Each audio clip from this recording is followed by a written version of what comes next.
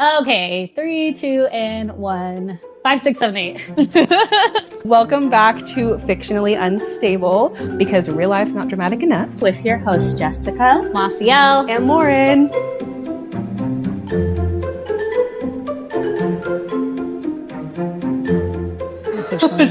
One day I would like to have like a jingle that just does our intro for us, because a lot of like podcasts do their intro is just their jingle. Okay. Yeah, we could do that. One day. Yeah. That's why One day today. We'll figure it out. Yeah. Yeah. Or like the intro should be less scripted and more like candid. Why don't we just do it for this one? Sounds great. Because this is going to be starting October anyway, so we have time to create it. Oh, true. Yeah. What's up, everyone? We are talking about Weapons, Yay. the movie Weapons, not actual weapons. That is currently in theaters. It's a horror, mystery, psychological, comedic movie, starring, in a memento, because I already forgot all their names. We have Julia Garner. She is in Ozark, short blonde. We have Josh Brolin. We should know who he is. He's in amazing movies. But if you don't know, he's Thanos. Alden Ehrenreich. What? Who? I don't know how to say his last name, but I don't know where he's from. And who was the other main guy? And Benedict Wong, who was in Doctor Strange, is the guy that like helps him. And Shang-Chi? Yes. Yes, Shang-Chi. okay. Yeah. So we just watched this yesterday to do this episode today, and definitely was surprised. Yeah, I didn't know what to expect, and I like that. The trailer gives you kind of an insight of children gone missing, and that's all you really get. And I appreciate that that's all you get, because I was able to enjoy the movie more. Yeah, because I don't know what direction I was going to go in. I hate these days when pretty much like you watch a preview of the movie. It's like, well, I already know what happens now. Yeah. Like you're giving me the entire movie in just like a 1 minute clip. But yeah, you're right. This one was like, didn't really know what to expect. Yeah. So we'll go through the outline. Lauren will take us through the outline. And of course, we'll give you our thoughts. But as always, let's start with ratings. For movies, we give movies, TV series, we give ratings out of 10. Books, we give it out of 5. So out of 10, Jess, Since you don't like horror. she hates horror. Yeah. So this is new for her. Let's go. You first. What's your rating? Yeah. So I'm not a big horror buff person. So going into this, I told them, I was like, I'm nervous as hell about this. I don't know what to expect, but I enjoyed it more than I thought. So I'm going to give it an 8. Yeah, like a solid 8. I enjoyed it. I think it blended like a good amount of some horror elements, but with comedy, but also like some symbolism and other serious topics, which I'm sure we will talk about later. So I thought it was like a nice, I guess, original or different take on like a horror thriller piece. Yeah. So 8 out of 10 for me. Oh yeah, we rate movies and TVs out of 10. Yeah. You said that. You did? Thanks, Jess. To clarify. We rate TV series out of 10 and movies out of 10 as well. Laura, what about you? I, being somebody who loves horror and comparing it to other horror movies as well and how they stack up, I gave it a 9.2. It was really good for me. I loved it. I thought it was really original. For me, I didn't think it was very scary. Like there were a couple of jump scares. It was mostly gory, but I love the fact that it was hilarious and that they blended it with horror. I really liked it. I thought it was very original. So yeah, work. So I'm going to give it a 9. I don't do the point something. I don't know how to rate that far into it, but I am also a big horror buff. So it's not a horror movie in my eyes. However, because I didn't know what to expect, it went in a complete different direction. It was an original film. And I compared it to, so it's the same director or producer as Barbarian, right? I really liked Barbarian. Another movie I didn't know what to expect. But they're their own entities, like in itself. I can't compare the two. I just enjoy the two, and I really like Barbarian as well. So maybe it's this director that I really like. Maybe. We'll see. But I gave it a 9. I thought all the actors did an amazing job. I like all the actors too. I think they're all great. And yeah, I just wanted to know more while we were watching it. I didn't know what to expect. And then the comedic relief at the end, it was a nice touch. But I was like, this is not fucking horror in my eyes. I think what could have given it more for me too is if it was a little scarier, like if it left me a little more uneasy. But to me, it didn't leave me like with that uneasy feeling that a lot of horror movies leave me with. Same. Yeah. I know we're going to be doing The Conjuring at some point during the month of October. So like, I know that's going to give me that uneasy nightmare feeling. But this one, I was like, I liked it because I was like, oh yeah, I don't feel like I'm going to go to bed and have nightmares. So. Yeah, we were going to watch K-pop Demon Hunters in theater after, but we couldn't. So at least it made you laugh at the end. Yeah. There we go. Before we jump to the outline though, let's just talk about the con of watching this movie in the theater. Oh my God. Specifically, our experience was terrible. It is the experience. To the couple that watched Weapons on Saturday, August 23rd at 5:15 at Palace Station Cinnabar in Las Vegas. Sat in row H. Seat 12 and 13. We have beef. They were literally talking the entire movie. I was like, are you guys even watching it? The whole movie. Literally. The entire, and then when they sat down, he like got up to go get the server because there were servers in this movie theater. He got up to go get the server because he ordered too late. The server with the iPad that's showing on the screen like this as he's walking around. And they're like discussing the whole fucking menu. And he's asking him about fries and what can go on the fries. Yeah. I was like, you guys couldn't do this before? Like, the movie has already started at this point. And Masio said the lights weren't dark enough. Yeah. There was like somebody in front of us that was just like sneezing and coughing and hacking the entire literally full blown blowing her nose into tissues the entire movie. I was like, maybe you all should have just stayed home. My favorite was the attendant. So, okay, wait, no. Let's start with this. I expect, especially in horror movies, the lights to be turned off once the movie starts. Yeah. And it was dimmed. It was dim lighting. So that already, I was like, oh, they're not going to turn the lights off. Okay, that's great. And then we have the couple next to Lauren that could not stop talking. I was able to kind of tune them out a little bit, but then you kept saying, you're like, I don't know what's going on in the movie because they won't stop talking. And then they were talking and I was like, I don't know what's happening. I don't know what they're saying. But I laughed really hard when they were still ordering whatever, I guess the fries. And this attendant comes up and she slams the fucking bucket or whatever on their little table.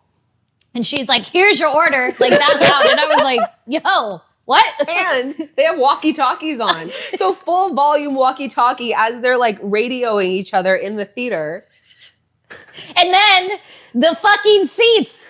All the people behind us, you just hear, and I'm like, yo. And it's in all the quiet parts of so like the suspenseful parts. I'm like, I'm overstimulated. What is going on? When I went up to go to the restroom, I noticed that my shoes were squeaking. So when I came back in, I was like, I do not want to walk. And it was quiet because it was during the scene with the dad's dream. Yeah. And so I was like, I do not want to walk across this theater with my shoes going.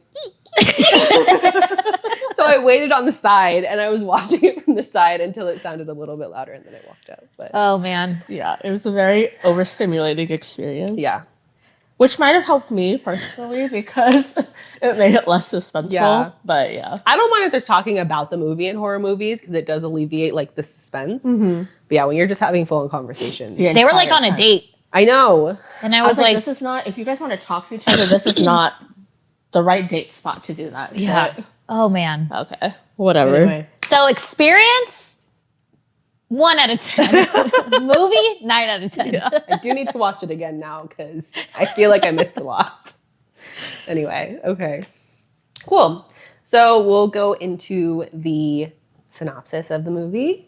So in the opening of this movie, A child narrator explains that at 2:17 a.m. one night in Maybrook, Pennsylvania, 17 children from the same third grade class woke up and ran out of their homes, still in their pajamas, arms outstretched, and vanished into the night. The day after the students went missing, the class teacher, Justine Gandy, arrives to a near empty classroom, the only student present being Alex Lilly. Panic erupts, a police investigation begins. Alex and Justine are questioned, but after a month of investigation and a school shutdown, no answers were found, and the school reopened. Any thoughts on the opening? Well, my initial thought was I thought her name was Justine Candy, and I was like, that's a stripper name. But then the more I heard, I was like, oh, I think it's a G. So I thought her name was Justine. Oh, Gandy. Yeah. I heard Candy too. I thought her name was Justine Candy. And I was like, okay, work. Yeah. So I made this comment to Lauren in the theater when all the kids were running, that it had looked like they were, like, one hand was grabbing something and the other was just outstretched. Okay. I didn't realize that they were all outstretched. So in my head, I'm like, oh, some type of spirit thing. Because I was like, Lauren, it looks like they're holding someone's hand, like, running. That's so, again, I don't know what's going on. I don't, we don't know. This is the intro, but I was just like making up things in my head. From so the trailers, I definitely thought it was going to be like possessed type of theme, not witch. Yeah. Yeah. My other thing, which we'll get into when we talk about the dad, but I was like, these are some shit-ass detectives in this town. Mm-hmm. Oh, yeah. They don't give a Because, fuck. like, either they don't care, or I was like, or you guys are dumb. Because, like, how are you going to tell me that a guy who does construction was able to say, oh, hey, they're, like, running in this direction. Right. And none of the detectives thought to think of that? Like, it's so dumb. But anyway. But it also, if you think about it too, like, so we don't live in a small town. I mean, I've lived in Vegas my whole life. Right, so I've never been in I don't know technically, like, what sheriffs of small towns, like how that interaction is, right? Like resources they have, I guess. Yeah. And so you see that quite often in any type of movie where it's like a super small town, sheriffs don't really give a shit, or they do, but they, like, don't use context clues really. And I'm like, is it really like that in real life? I feel like it kind of is, but I would have never known. I would think though, even if it's a small town, if that many kids went missing, they would employ, like, not FBI, but like something like that magnitude. Yeah. But because that's a lot of kids to go missing at one time. And I'm like, no one thought to, like, generalize the direction that they're running in. Like, you know. Oh, so also, if anyone's from Maybrook, Pennsylvania, I don't know what I was about to say, please let us know. You guys are great detectives. When I saw the landscape, I immediately, and they probably said Pennsylvania in the movie, but I didn't catch that.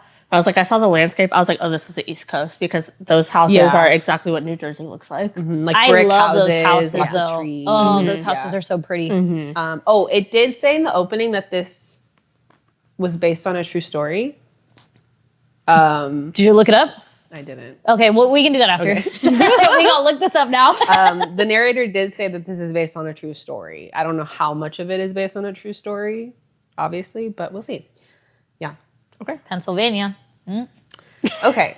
So this movie is in multiple point of views. So the first point of view that we get is from Justine, the teacher.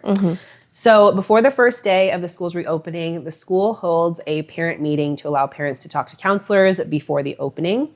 The parents of the missing children blame Justine, questioning her motives and saying she either is negligent or responsible for their disappearances. Under immense community pressure, Principal Marcus Miller places Justine on leave.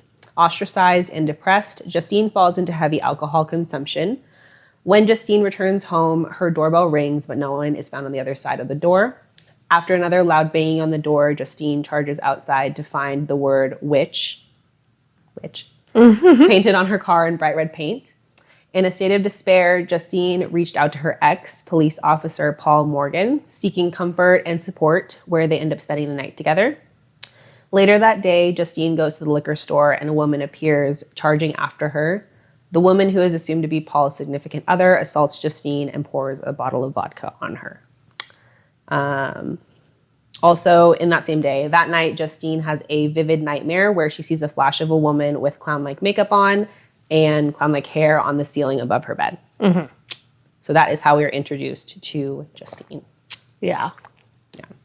The Paul's girl following her into the convenience store. Yeah.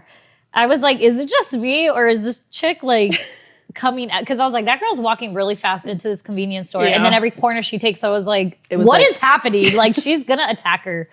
At first, I thought it was a angry parent Yeah. coming after her. Yeah. Yeah. Same. Yeah, I thought it was that at first. But yeah, we found out that her and Paul are exes of some kind. He lied that he was not with his girlfriend, obviously, because Yeah, he said that they were on a break a that break they or were not together, and she was currently all done. happy about it. And then I guess they're both alcoholics. He was like, he's in like Alcoholics Anonymous, so he was sober, but then Justine pressures him into having a drink with her, and then he makes all of those dumb decisions like a man does. Yeah. I think the parents putting all the blame on Justine is wild. Yeah. Your kids all go missing. I mean, I can understand it looks strange. It's every kid besides one from one person's class. And this is elementary school, so they're only that class, right? It's not like they're divided by other teachers that go missing all on the same night. Like, yes, it looks weird. So I'm trying to put myself in their shoes that it's like, we need to question the teacher, but then you have one student that nothing happened. So it's like, I'm going to that kid's parents. That part. Like all of the parents who are the missing children parents, I'm going to their house. Right. Yeah. Immediately and being like, where are my kids? not the teacher. Right. I understand that, like, because there was like one kid left, the adults would not think that the child is guilty in some way. Like, they think it's just an innocent child. So immediately it goes to the adult of that room, which is the teacher. Yeah. But I'm like, yeah, no one thought to like do a welfare check on this kid's parents, or I guess they did. Yeah, but anyway, I did think it was But that was unfair. from Justine. No? No. So when we get to the point of view of Alex, we do see that a welfare check was done. Like they investigate the house. Remember the witch lady was like, people are going to come over here and investigate the house, and she had him like clean No, up yeah, but everything. wasn't that initiated by Justine, who called Marcus, and she was like, I need you guys to do. So remember, in her point of view, she calls Marcus, she's like, I need you to do this welfare check, blah, blah. And then we go to Marcus's point of view, and he was like, he was telling the lady, the aunt, that he was like, I need to speak with their parents. I don't want to have to involve CPS. I think it was that- separate. Yeah, I think okay. that timeline, because I think in the beginning it said that they did an investigation on both Justine and Alex. And I think after they question Alex, like it shows them in the police station with Alex, Gladys, and the dad. Yeah.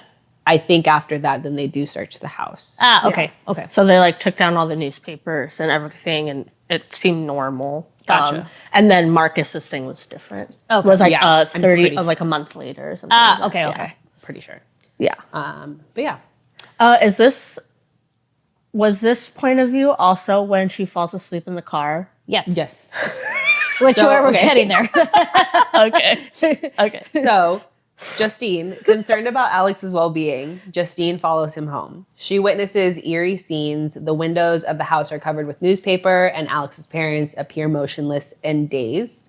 She urges Marcus, the principal, to conduct a wellness check, but not gaining any help from the principal, Justine takes matters into her own hands and stakes out the Lily house on her own, but soon dozes off in her car. As Justine is asleep, a mysterious woman emerges from the Lily house and unnervingly climbs into the backseat of her car and cuts off a lock of Justine's hair before returning inside. Oh my god. Was that the mother? Yeah. Okay. That was Because she was a that ran blonde. out. Yo. And the way she just stood at the window and like for a minute, and then she like scooted over, and we're like, what the fuck? And then you just see or you hear the door. I don't know. That scene was so funny. That was and the fact that it was like completely quiet, like there was no sounds really going on. It's just her in the dark walking. I wanted to be like, girl, how do you not wake up? But then I remembered she was drunk, so she was passed out drunk. Yeah. Yeah. Well, also, she didn't lock her car. Yeah, stupid. The fuck?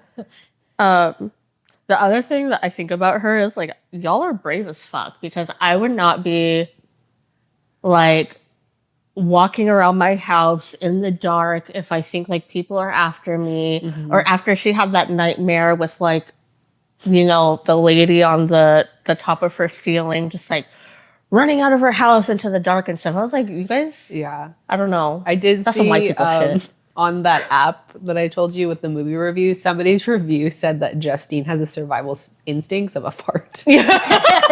Literally. I was like, what?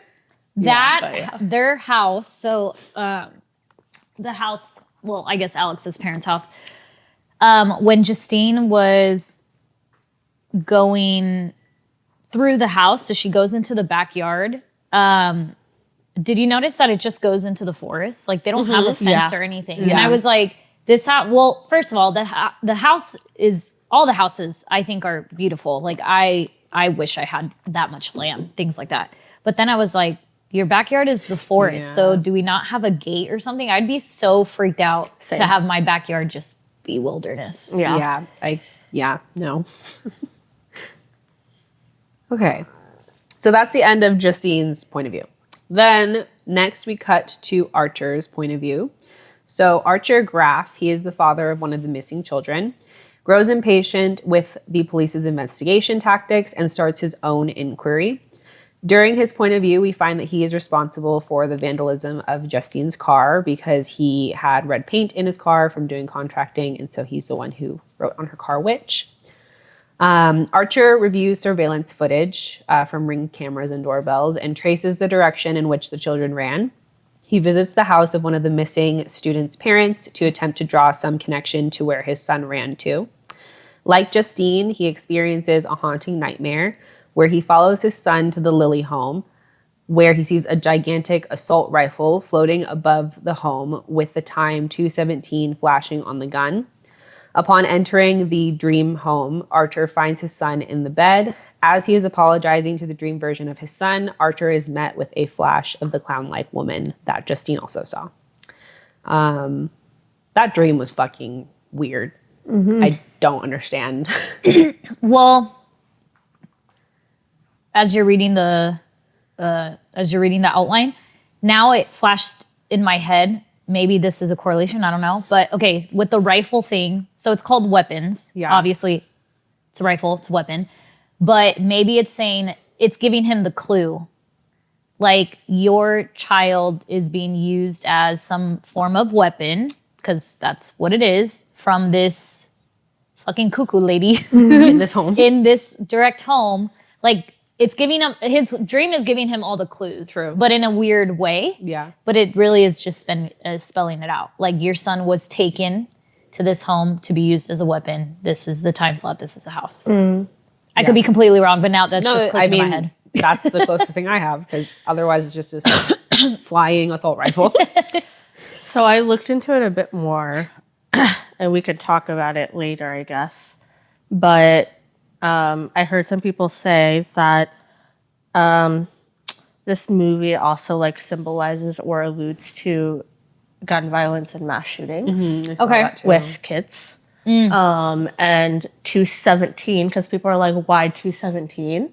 There's a legislation 217, which I think has something to do with guns. So I think there's something like that going on there. But as far as like how it relates to like in the story, your thing makes more sense about the weapons thing. But I think there's a little bit of symbolism in there in regards to like of course, our current state of affairs. I definitely think like the symbolism as well of like the police being incompetent, I think also is like police are typically pretty incompetent with when it comes to like mass shootings and things like that and like law enforcement. So plus they also Well, we see it in Paul, which we'll get to his point of view about almost like violence being the first answer to something. Yeah. So that also, says something. Yeah. Okay. So in Archer's point of view, we end his point of view when he approaches Justine at a gas station. As they are arguing, Principal Marcus is seen running, arms outstretched, with blood on his face and violently attacks Justine. Attempting to help Justine, Archer is involved in a physical altercation with Marcus. And Marcus is also in like a weird dazed state. You can't talk to him. You can't really stop him like a weapon, basically. Yeah. But yeah, that's how Archer's point of view ends. Yeah. I thought Archer was a real one. I didn't like him at first, obviously, because, he was one of the main people. He vandalized Justine's car. He was one of the main people that blamed her for everything that was happening and suspected her. But when it came down to it, I was like, oh, he's just a dad that's concerned about his child. Yeah. Fair.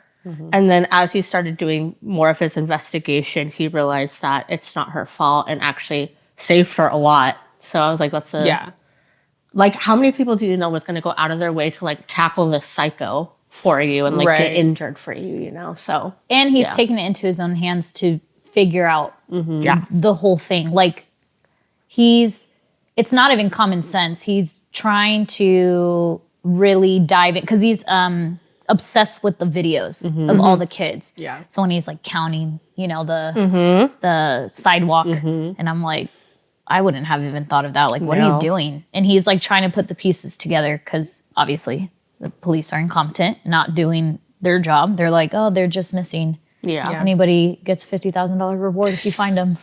Oh, in Archer's point of view, we also get a cameo from Justin Long and what's the Sarah Paxton. Sarah Paxton. Yeah. Yes. As one of the parents that he goes to try to see their Ring camera. Also, when he goes to their house and he asks her, and she's like, yeah, I'm not comfortable with that. And then the husband comes home and then they're inside and she's just standing. She's like what's that? Like, fuck my husband. I said no. I would be upset. What would you guys do? I mean, I would probably give him the camera footage. Because, like, I think I would too. Why not? Yeah. Like, my child also went missing. And if somebody's doing something, like, And it's why also not? the way he asked for it, too. He's like, I don't need a copy.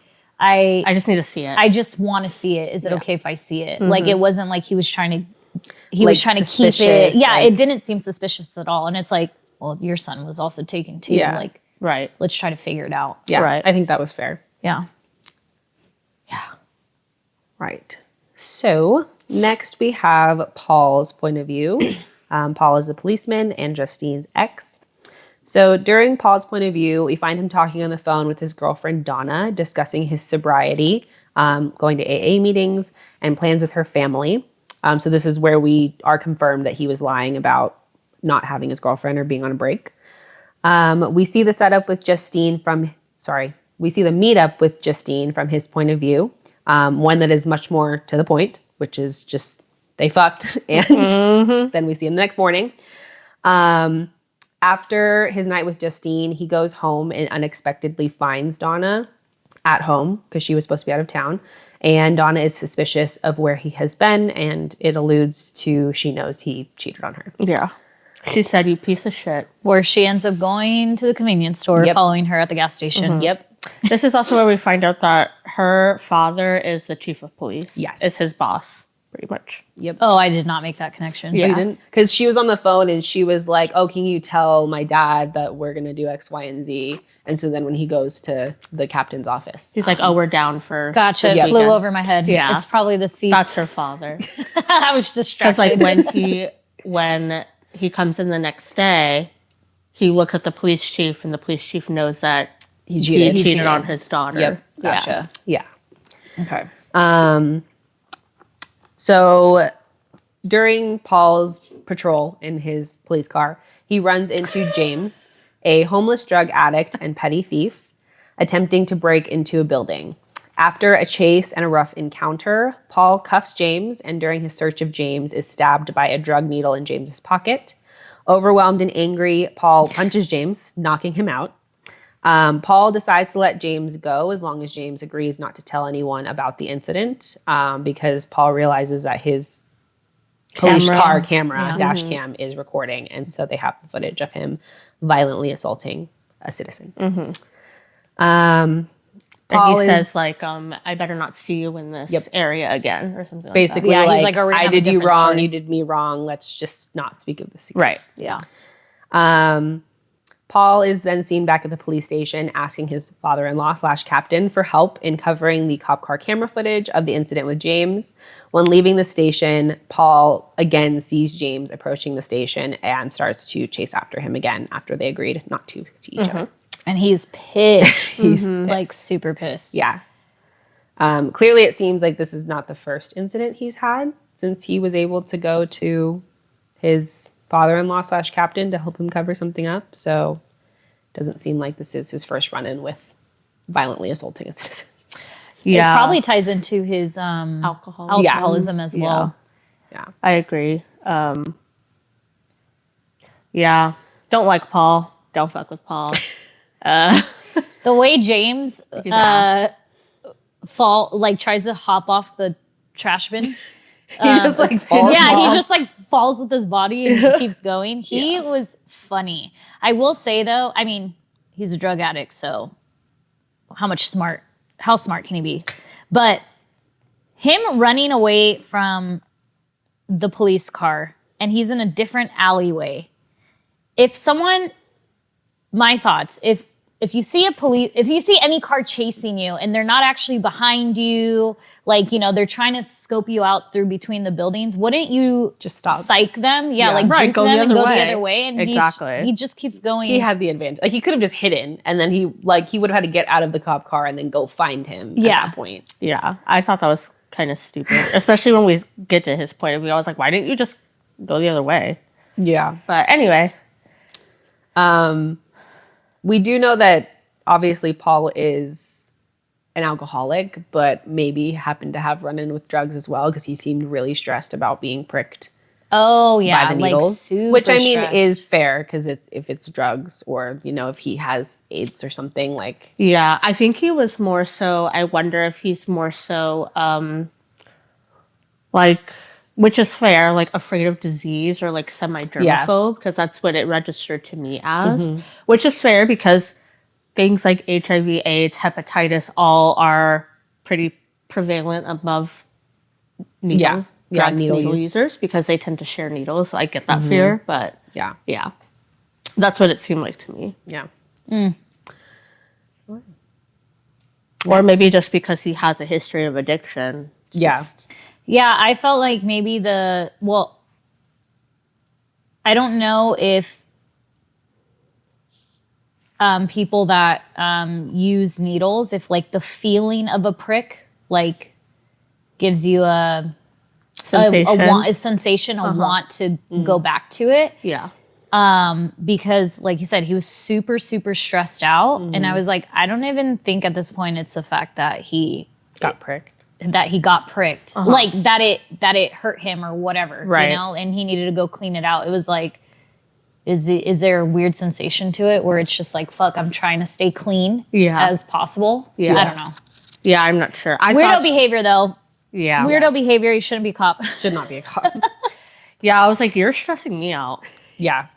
When he punched him in the face. Oh my God. He was just like looking at his finger, at least on the side of his face. Yeah, knocked him out. Okay, next. So next point of view we get is James. We meet James prior to the police chase. He is living in a tent in the forest and is out of drugs. He is looting cars in an attempt to find items to pawn for money. We then see him, pawning for money. He isn't able to get money for his drugs. So he is trying to break into the building where we then see the police chase from his point of view. After the police chase, we see James wake up after being knocked out, and we see him agreeing to walk away from it, as Paul said. James then comes across the Lilly home and decides to break in. He notices that there are newspapers sitting on the driveway, so he figures that nobody's home. Right. He discovers Alex's parents and the missing children in the basement, all in a catatonic state. He loots the house. He's taking silverware to try to pawn items. When he finds the parents, he was trying to take the little game station. Yeah. And then he sees them in the reflection of the they're just TV. sitting there. And he freaks out. And he's like, "Oh my God, I'm so sorry." Yeah. He's like, I'm sorry. And then he's like in their face, like, hello. The guy is funny. He's very funny. Say that. And then he continues to do all the stuff, making very loud noises, not at all concerned that there are people just there. And then he's like, I don't give a fuck. That's when he goes into the basement. Yeah. Because he heard something, right? That's where he got that door. It sounded like he heard a voice, which I don't know if I thought I had heard a voice coming from the basement. I don't know if one of the kids, I don't know if they can talk at all. I mean, they can talk. The parents were talking. So maybe they were talking. Maybe they coughed. Maybe it was her in the basement. Maybe it was. She's in there a lot. Well, he hears something, and then he goes to the basement and sees all of the children. And then he freaks out when they turn. Yes. They all of a sudden turn and face him. So he freaks out. He runs back up, and then the parents like get up and are like behind him while he's like, I don't know. The guy's just a mess. Yes. And they start chasing him out, and they chase him out of the house, and he gets out. Yes. So then it cuts to him pawning their silverware for money. When he's at the pawn shop, he sees the reward flyer with the missing children for the reward of $50,000. So then it clicks. Takes a second too long for him to realize that he can get money for it.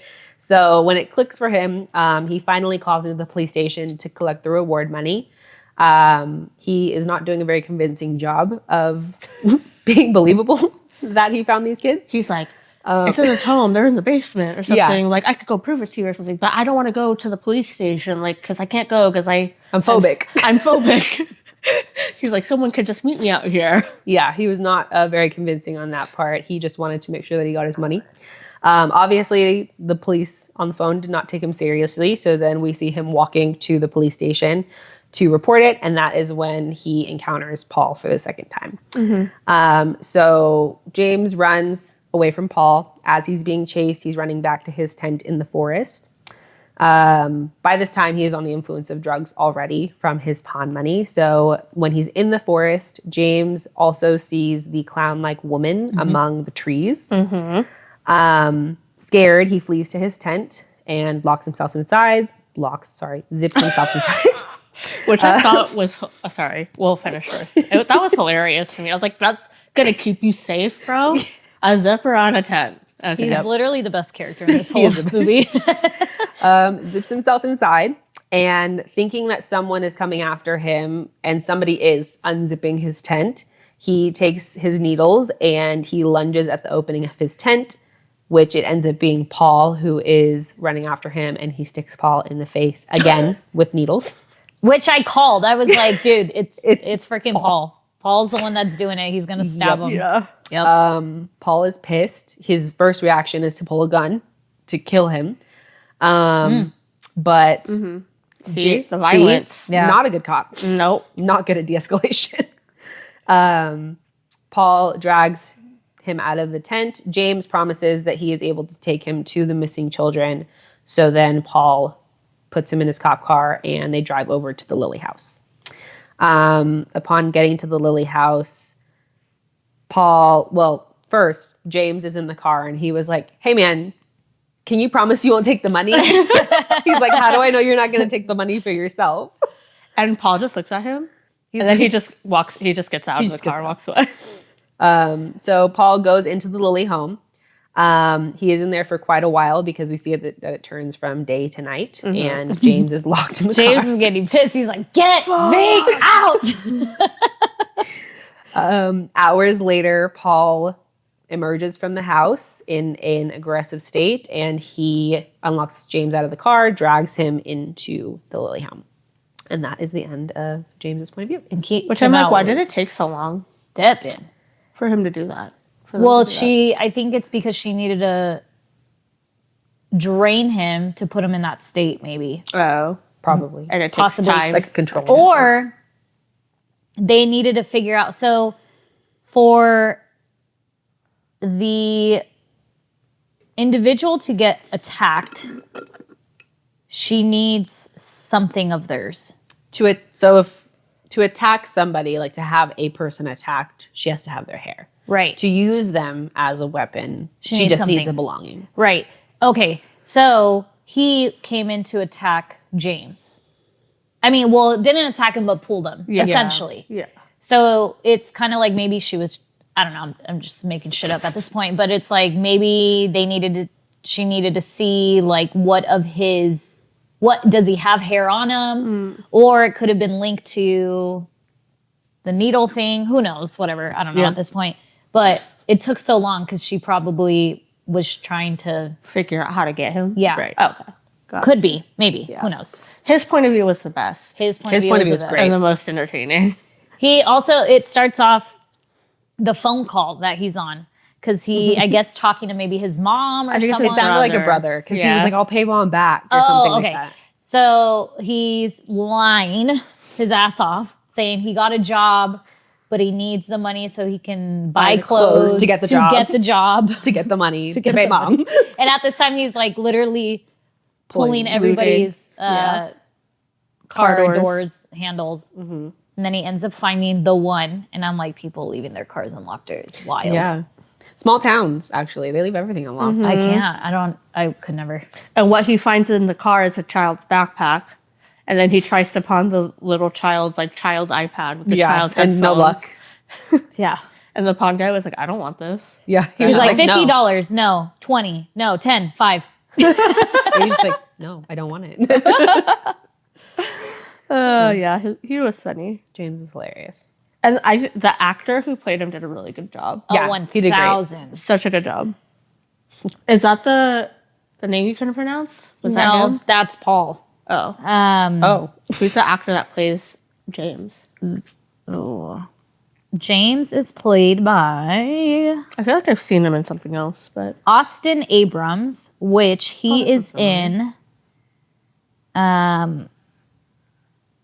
Wolf's, Penelope, The Line. Oh, did you guys... I think I've asked you guys this before. Did you guys watch Do Revenge? It was on Netflix. Yeah. He was in that? He's the boyfriend that does her wrong. Oh. Like the asshole. Yeah. Yeah. That's him. And he's in Euphoria, too. Oh, okay. He's in Who This is Is in Us. Euphoria? Ethan Lewis, whoever that is. He's also in Dash and Lily. I never watched that, but he's the main guy. I said James and Lily. Dash and Lily. Dash and Lily. And in Chemical Hearts with Lily Reinhart. Okay. So he's in a lot. Yeah, he did a good job. Yeah, he did great. Mm-hmm. Good job. Okay. So now, next point of view we have is Marcus. This is also my favorite point of view. So we first meet Marcus. Well, first we meet him at the grocery store with his significant other, his partner. They are grocery shopping. Mm-hmm. And we meet him. He's talking to Justine on the phone about Justine wanting to do the wellness fair. Well, nope. Welfare checkup. Yeah. Uh-huh. So after he speaks with Justine, we then meet Marcus in his office at the school, where his secretary, whomever, says that he has an appointment. Margaret. I remembered her name, but that's crazy. I was like, because I was like, in my mind, I was like, wow, that's a very secretary name. It is. Margaret. It is. Yeah. Margaret says that his appointment is there, and we find out his appointment is with Gladys. Gladys is Alex's eccentric great aunt, and she visits Principal Marcus, explaining that she is currently caring for Alex's parents, who have been overcome with consumption and cannot meet with the principal. This is our first meeting of Gladys.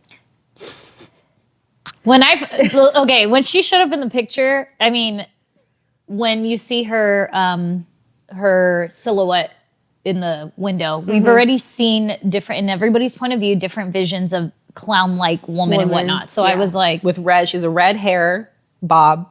And she has like smudged red lipstick, bright blue eyeshadow, really pale makeup, bright clothing. Yeah.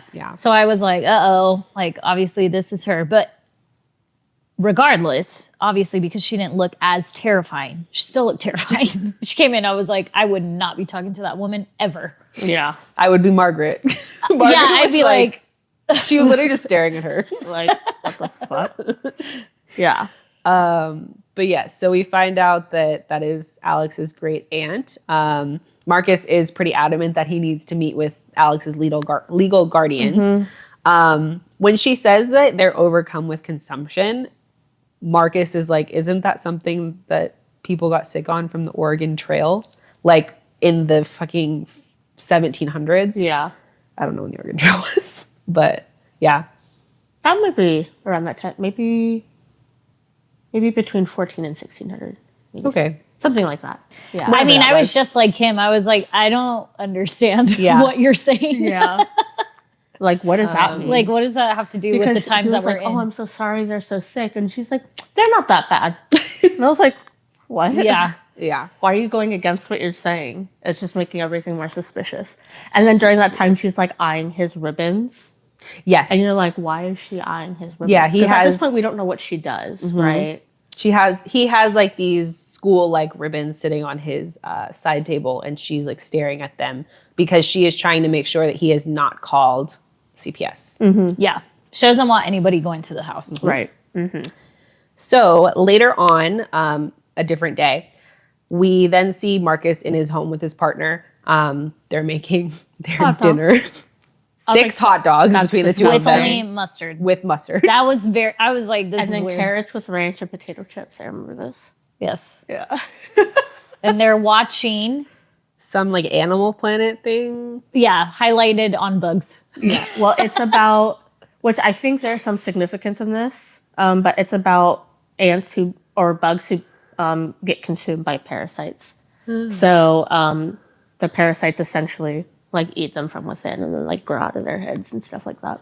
Is that what you said? Oh, that's so sad. Yeah, because I was like, oh, and then Jess goes, oh, that's so sad. In the movie, and I was like, the You're fuck? like, what? Oh, I was thinking like, because to me the hot dogs thing was like a gay reference, and so I also thought that the animal thing, like, to me it was just like a lot of really random gay references, and I was like, what the fuck? Oh, I thought it was because going back to the weapons theme, is that a lot of these, it's crazy how they do this, but a lot of these parasites or fungi will use their hosts almost as weapons, almost as like these like puppets or things like that to essentially get what they want and make sure that they survive and live on and pass on to another host. So it's kind of like that. That's what No, that makes more sense. Which I mean is almost the whole thing about the movie. Right. She's the parasite. yeah. And And she has different hosts Yeah. essentially. Like she drains them, uses them, and then finds somebody else that can. that's pretty much what the parasite does. And if you think about back to The symbolism. Alex's point of view, when he's first in the classroom, do you know what they're talking about? Nope. Well, we're not there yet. We didn't talk about Alex's point of view yet. Okay. But they're talking about parasites. Gotcha. We'll get there in a second. We weren't going to get there until she had said that. By the way, guys, Gladys is a witch. We haven't said that yet. In case it wasn't obvious. Shouldn't watch this episode if you haven't watched Weapons yet. Yeah. Okay. So yes, we see Marcus in his home with his partner. Gladys shows up to his doorstep and she's like exhausted, says that she missed the bus, so she had to walk there. She's exhausted. She needs water. How did she even know where he lived? That's concerning to me. Very. How did you know where he lived? She didn't figure out anything. Well, I know, but like that, he didn't question that. Yeah, I'd be I like, don't the know. fuck are you doing at my house? And how did you find out where I lived? Right. Yeah. There wasn't a lot of common sense there. No. The whole movie. So to Marcus's partner, Terry, I think his name is, she's an old woman. She needs water. And so she's like, can I just come in for some water? And so she gains herself inside their house. And Marcus is like, I don't think we should do that. He's like, it's just water. So she comes into the house. She seems fine when she gets into the house. They go into the kitchen. I don't know if you guys noticed. I didn't see her carrying her bag when she first got there. Because she was like using her hands and like talking. But then when she went into the kitchen, she had a bag. I wonder if she had it like, yes, it could be that.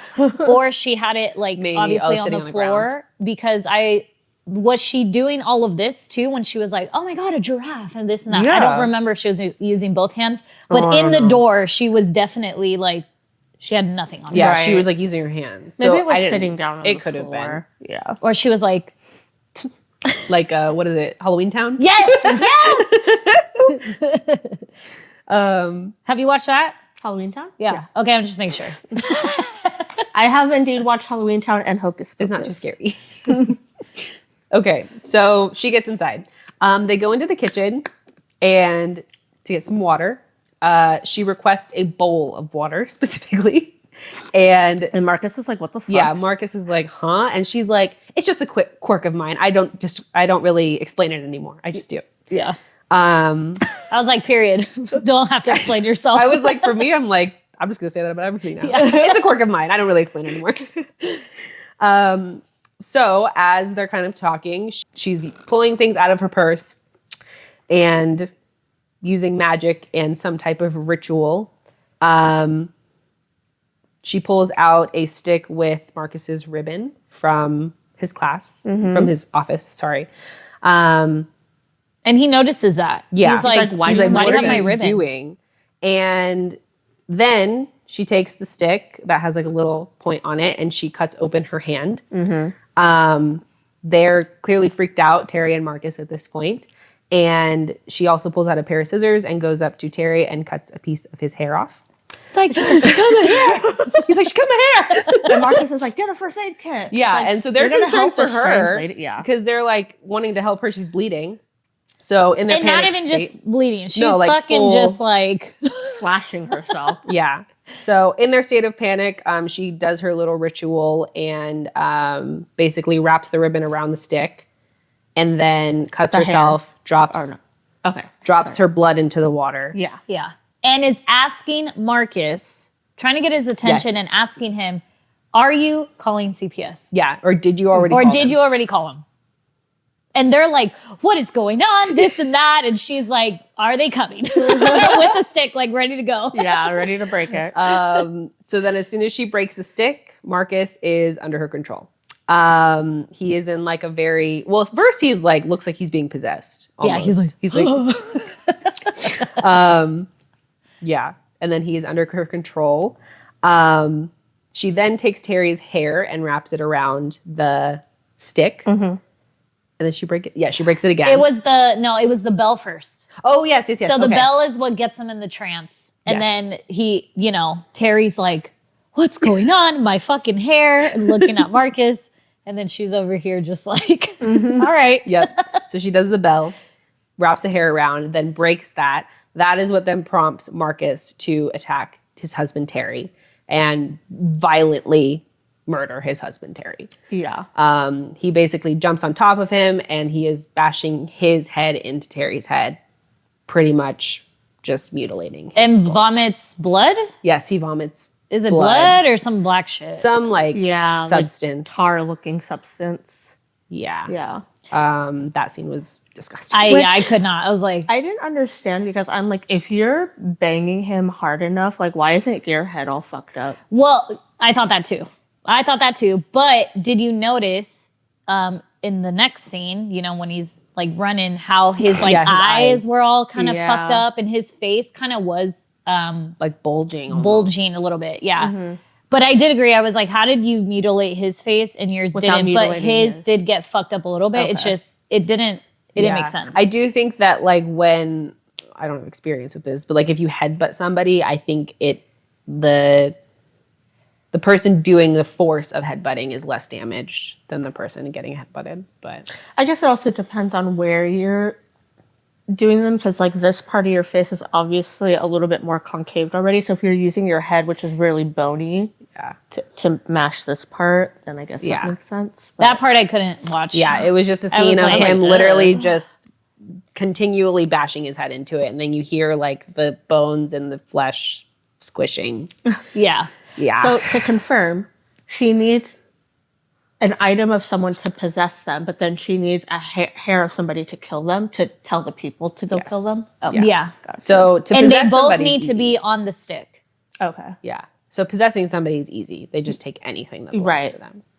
But then the killing is a little bit harder because you have to actually physically somehow get their hair without them noticing. Yes. Okay, gotcha. Yeah.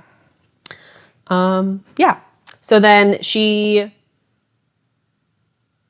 I forget, does she drop the sticks into the water to stop him from like continually attacking Carrie and then wraps it again. So drops the sticks into the water, takes another stick and then wraps Justine's hair around that stick.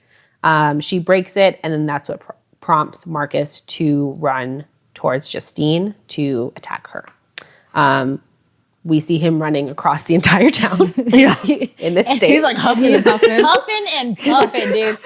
He's getting tired. He's like, at first face. It was a growl. It was like, and then it was like, I was like, he can't stop running. He has to get to her. So then this is where we then see from his point of view now, the incident at the gas station where he finds her there with Archer.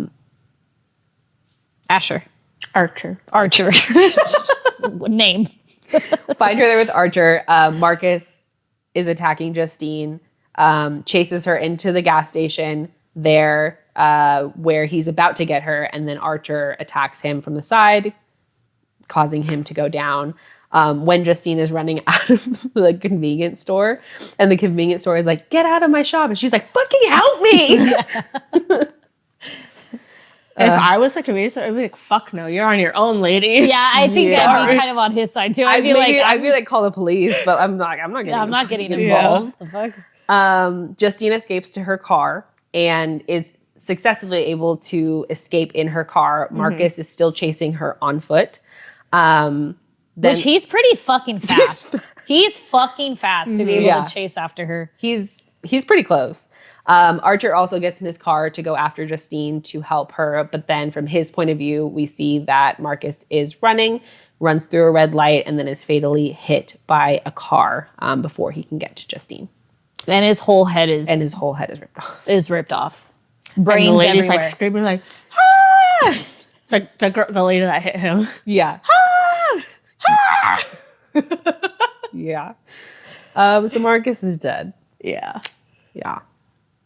His face cracks me up though. Like him possessed cracks me up. It was just hilarious. Do you guys ever see what someone with hyperthyroid looks like? There's I forgot what it's called, but there's like a condition where when someone who has like uncontrolled hyperthyroid, their eyes bulge out of their head. That's what it looks like to me. Like, he might have hyperthyroid. I didn't even really think about him bashing his head in. That probably caused that. At first, I was like, he's just been running so long and his eyes are like wide open. So I was like, they started bulging because it's like a lot of wind. Alex. So we now meet Alex. Alex is a quiet kid at school, and he also faces a lot of bullying, as we see. In the beginning, his dad is shown picking him up from school. His dad is in a normal state, not in a catatonic state like we've seen him previously. His dad tells him that his sick great aunt Gladys is coming to stay with them. That night, Gladys arrives and appears extremely frail and physically unwell. She old and she bald. Yeah. She is Alex's mom's older sister. Yes. Yeah. They haven't seen in 15 years as well, is what they said. Yeah. Sus. Nobody else wants to take care of her, obviously. And so they have decided to bring her in. So the next day, Alex goes to school like normal. His dad drops him off. He says he'll pick him up at 2:00, but his dad never comes to pick him up from school. Alex then has to walk home. And when he gets home, he finds his dad and mom sitting in a catatonic state at their dining room table. They are barely able to speak or really move on their own. We are then introduced to Gladys, who is seemingly in a more lively state than when Alex first saw her. She tells Alex not to worry about his parents and to just go to bed. The next morning, Gladys forces Alex to promise he won't tell a living soul that she is there. She forces him to keep this promise by conducting a ritual on his parents, making them stab themselves in the face with their dining forks. Yep. Poor Alex. Yeah. Alex promises not to tell anybody. And then in the next few scenes, we just see Alex go about his day as normal, going to school, but he is also now taking care of his parents by feeding them Campbell's soup. Sorry, quick question. When they're possessed like this, do they not need to take a shit? Like, yeah. pee? Like, this must smell like ass. Themselves. Yeah. Okay. Anyway. Yeah. Did you notice that he, the first day that he feeds them, he had to use a can opener. And then when he went to go buy, he ended up getting the one. Smart kid. Yeah, because he was like, well, fuck, I don't know how to use a can opener. I was afraid he was going to cut himself, actually, when he was like messing with it. I thought he was going to slice his hand open. But yeah, he's taking care of his parents. Gladys tells Alex. So Alex finds Gladys in her bedroom, and she seems weaker. She explains to Alex that she thought his parents would make her feel better, but she now needs more. So she has Alex go to each of his classmates and take one item from each of them. She says that this will heal her, and she promises Alex that if he does this, then she will go back home. Next day, Alex goes to school and he retrieves the items. Gladys then conducts a ritual that summons all of his classmates to the Lily home, running with their arms outstretched at exactly 2:17 a.m. Yeah, that's where we finally see the reveal of the kids running at night, all running single file into the Lily home. Okay, another thing about this. When I saw them running down, I was like, you're telling me that this entire street that the kids were running down, no one had cameras or like any sort of cameras on that specific street? Yeah. Like seeing all the kids run down the street towards that house, you're telling me no one on that street had like a Ring camera or any sort of camera to show them running in a specific direction? I wonder though if the cameras are potentially set up where it wasn't in its zone. It wasn't in its range to catch them. So, for instance, like I have hella cameras on my house, and I had to tell Lance, because we have 2 cameras for our front door. Since our front door is on the side of our house, we at first could not see anybody coming to our front door. And I was like, I don't like that. I need you to put a camera that faces our walkway. So when he was doing that, the range our house is pretty close to our neighbors. So we both have walkways. Theirs goes to their backyard. So every time like my neighbors, their kids, they have their bikes in their backyard, or whenever they're taking their trash out, it would ding our camera. And I'm like, oh, this is so annoying. So I was like, I need you to fix the range. So now he has it where the camera that looks at the walkway doesn't pass our rocks. So we still get dinged whenever they're pulling stuff out of their backyard, which is fine, but it's not both cameras that ding it, right? So it could be that. Like you can see, but if it's not hitting the range, the camera won't turn on. Yeah. I was just like, it's awfully... I think that also just goes into the incompetence of the police. Yeah. Yeah. Because they just didn't probably bother to check anybody else or ask anybody else. Stupid. So I believe this is where we then see the scene of, obviously everyone knows the kids are missing. And so Gladys is preparing for the police to come search their house for the kids. And so that's where Alex is preparing the house, taking the newspapers off the windows. She enchants the kids to run out of the house. I don't know where they went. I guess in the forest. I'm curious as to where they went. I think probably just the forest, like literally in the backyard. And nobody saw that either. I guess not. Incompetence. But yeah, police come to their house. Seemingly looks normal.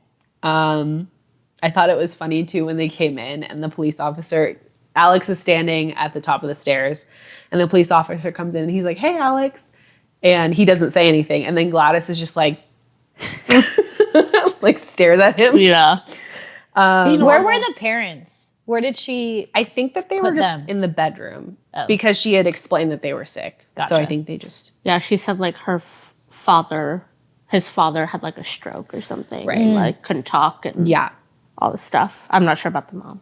But Yeah. Well, that was when they also went when they ended up doing or coming, and so he was just sitting there. Yeah, at the police station. Yeah. And she had put makeup on him over his fork wounds. Yeah. So she fools the police. They don't suspect anything. After this whole scene, we then go back to Justine and Archer, who are piecing together where the children went, and they've drawn the conclusion that all of the lines that Archer has put on his map are going to the Lily home. When they arrived at the Lily house, Justine and Archer pull up to the Lily home, and they are lured in by Paul. Paul comes out of the home, and he's just going like this. Come here. And Justine is like, wait, that's Paul. And so thinking that she trusts that it's just Paul, they go into the home where they are attacked by the enchanted versions of Paul and James. Paul is attacking Justine. James is attacking Archer. Archer is trying to beat James down. And he just keeps getting up and screaming. This is where Gladys knew what was coming. So she put salt lines everywhere. So she has the parents are next to her door. They're right behind salt lines. And she tells Alex, she said, don't cross over the salt. Yes. And then they have, each room had salt lines as well. So you had one in wherever Paul was and wherever James was, there was salt lines there. So the only reason why they started attacking was because she crossed, but Archer. Sorry, I can't remember his name. Archer noticed it, and then she stepped on it already. So that's where you hear the ding. Like she enchanted it for somebody to step over, then it'll click for them to attack. Yeah. Depending on who was in where. Yeah. And the parents were creepy. They were just standing at the end of the hall. Like standing there. And I'm like, what? Well, I don't know what compelled Alex to step over. I know. He's like, let me put my shoes on and test this theory. Yeah. Bing. I was like, okay. Yeah, and they immediately start chasing him. Yeah. So during Justine's altercation with Paul, first she tries to take a vegetable peeler because that's all she could find. Yeah. Paul is choking her, and she takes the vegetable peeler and she's like trying to peel his face to hurt him, to make him stop. And clearly it's not working. And so during their altercation, she is able to grab Paul's gun on his side, and she fatally shoots Paul, killing him. She first shoots him here. Yeah, and that didn't stop it. I was like, what the fuck? And then she shoots him in the head. But I was like, that should have already killed him. But clearly that's the only way to stop them from attacking. Then during Archer's altercation with James, they managed to get towards the basement stairs, and Archer can see all of the kids in the basement. Justine comes over to help Archer and then kills James as well, shooting him. Finally, because that fucking guy got up. It's probably the drugs in his system. 12 times, got up 13. Like, it's probably the drugs keeping him going. So during this time, I don't remember where Justine went after. Was she just at the top of the stairs when Archer went downstairs? She went to go find Alex. Check on Paul. Oh, she went to go check on Alex. No, she Paul. She went to go check on Paul. She went to go check on Paul. Oh, okay. And then that's when. Yes. Yeah, Yeah. she So went to go continue. find She Paul. goes check on Paul. I don't know why she's surprised that he's laying in blood. Right. She fucking killed him. So while she's going to check on Paul, Archer... Wait, I'm sorry. Right before you say this, because I just cannot get this image out of my head. So this is back to James, continuously going. But when Archer's literally like, where is he going to come next? Yeah. Like, he's like literally looking at every corner. He'd be laying down and he'd just go... Gets fucking thrown. And he's like, what the fuck, dude? He's like, where is this guy? Oh my God. So yes, she's checking on Paul. Archer is going down in the basement to find his son. And while he's in the basement looking for his son, he's turning around in the dark, all of these children. And then when he finally gets to a corner, She's like, Gladys, she's like, Gladys is in the basement waiting in the dark like this. She just goes, ah! And I turned to Marcia. I was like, this is like fucking Gollum. With this huge ass smile on her face, dude. So funny. She's just like, hey. And how long she was waiting in the dark down there, I don't know. But anyway, she gets to him, and then she tells pretty much him to go attack Justine. Yep. Yeah, she turns him on Justine. He goes up to attack Justine and is choking her. During this whole altercation, Alex manages to get to Gladys's room and into her bathroom. He steals the branch from a tree. Oh yeah, I don't know if it's like the stick she uses. Yeah, so she had like a tree that looked like a bonsai tree, but clearly that's where she was getting the little twigs from. So obviously her magic comes from that tree specifically. Yeah. He gets the little stick that she used for all of the children, and during all these altercations, manages to switch her magic on her and basically turn the children on Gladys. He uses a strand of hair from her red wig in order to free his classmates. The children rise from the basement and chase Gladys through the entire neighborhood. So at that moment, though, wasn't Gladys in front of Justine and Archer, like basically laughing in her face, like she's going to die? Yeah. And then she hears the snap. And she goes, oh. She's like, oh, shit. She's talking to Justine, rubbing it in her face, and then she hears the snap and starts running. She looked like a cartoon character, like Johnny Bravo or some shit, like just running. And then all these kids are like superheroes fucking running after her. So she's like running through different people's homes, and everybody in their house is like, what the fuck? Yep. And she's running through like opening the doors. And then as soon as she closes the door, the kid just busts through the doors. Yeah. The guy on his grass lawn, you just see her. She's like, ah. And he's like looking. And then you just hear all the little kids, ah. Yep. Finally, Gladys, she is caught by the kids on somebody's front lawn. I'm not sure whose. And the kids start attacking her. They literally tear her limb from limb. Rip her apart. Ripping her body apart. Jaws, arms, everything. And once they successfully rip her apart and kill her, Alex's parents are released, and Archer are released from her spell. Mm-hmm. And the kids, technically. And the kids, technically. Yeah. Mm-hmm. The final scene that we see is Archer. He finds his son among the kids who are standing around Gladys's dead body. Matthew's a bully. Yeah, Matthew. Mm-hmm. He was the one bullying Alex the entire movie. Mm-hmm. Archer is carrying his son home. As he's carrying the son home, in the final moments, the child narrator returns to tell us that Alex has moved away and he's living with another aunt who is supposedly a nicer aunt. His parents are now institutionalized. And then over time, the children begin to recover and some even start speaking again. Mm-hmm. And that's the end of Weapons. Yep. Mm-hmm. Great movie. Great movie. Funny movie. The ending was what really did it. It was hilarious. The ending was so funny. It was literally just like a cartoon. Like her running through like, Oh, and then when Archer is following the exact same path that the kids did to find them, and then one of the houses that they all broke through, the wife is like, "There's a man in here," like freaking out. Because the dad is like, "Honey, there's broken glass over here." She's like, "There's broken glass everywhere." Funny movie. Yeah. Funny movie. Did it show what happened to Justine after or no? Did it pass? No, you just see her checking on Alex and he's hugging his parents. But that's it. Mm-hmm.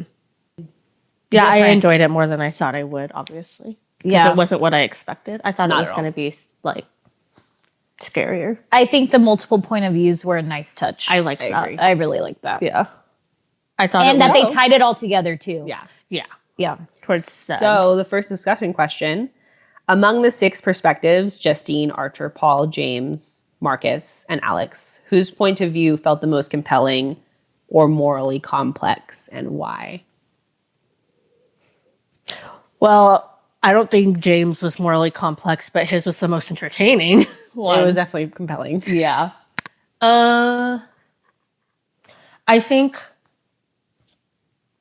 Archer's was like one of the most significant ones because I think he's the one that started putting the pieces together. But as far as like morally complex, I would say probably Paul. I would say Paul too. Yeah. Paul had a lot of morally complex things. Yeah. He was not a good person, just in general. Yeah. I felt like Marcus's was compelling in the sense that we found out who Gladys was. Right. Yeah. That was first, also really and what significant. she does and how she does it. Yeah. I mean, technically Alex's too, because you get to find out more about like how she does things or how it got started, I guess. Yeah. But yeah.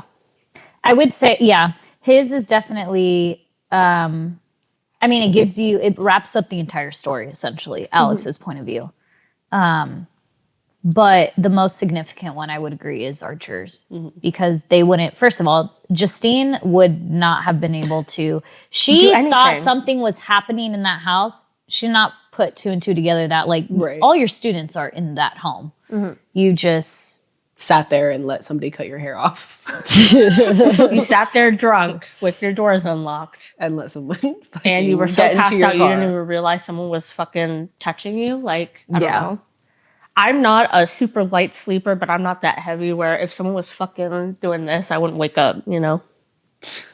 I don't know, though. She was passed out drunk. She was. I don't drink anymore, so I don't know. You see I know her now pouring for sure vodka into a big gulp cup, and she's like, sip it in her car like it's a fucking soda. Yeah. Yo. We kind of talked about this one already, but the title, along with the haunting imagery of floating guns, sparks interpretations tied to violence, school shootings, or involuntary control. What do you believe weapons symbolizes in the film? Literal arms, children as weapons, or trauma as weaponized? I'm kind of leaning towards trauma. They always say, like, for school shootings, whoever the shooter is, they have some mental disease of some sort. But what causes that? Right. I'm not giving them any excuses, but truly what causes somebody to want to go into a school and shoot it up? Is it based off of some form of trauma? And maybe children to them are the easiest target? Is it because they're getting bullied in school, as we saw Marcus bullying Alex?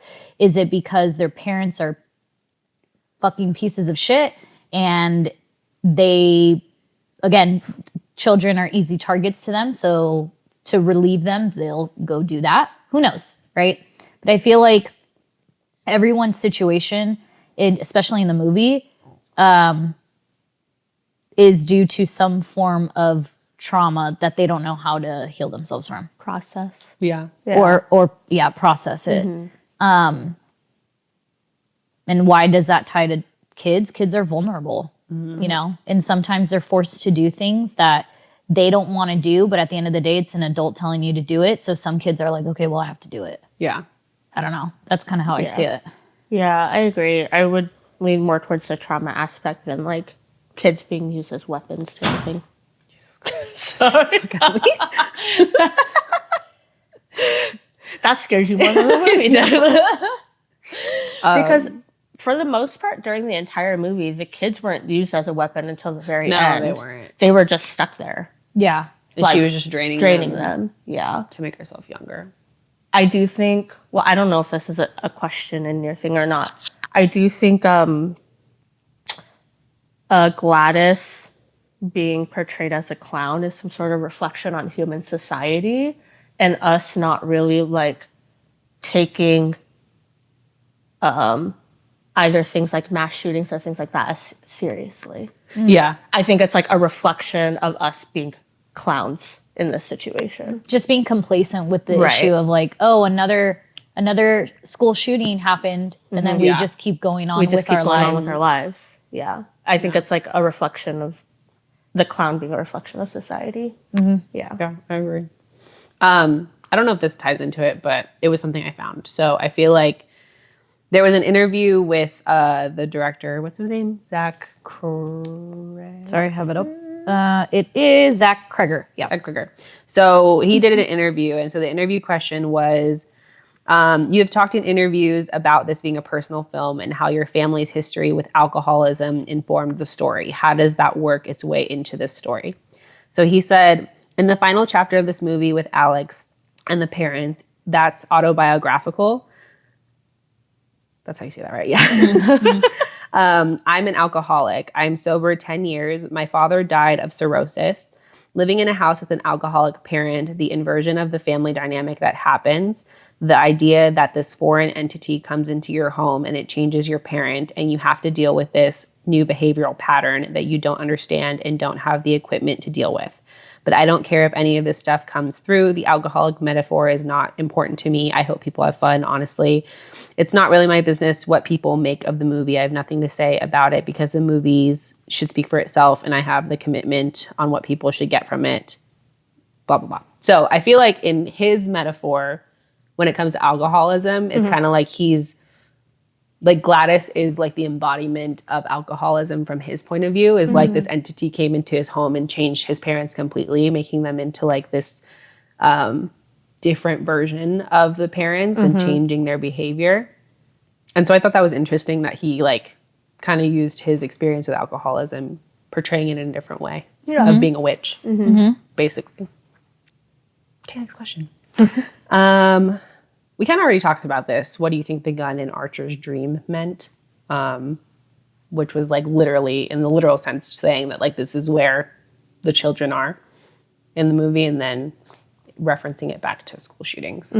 So I wonder if it has anything to do with like alluding to Matthew's bullying as well and the possible outcome of what that could be. Yeah.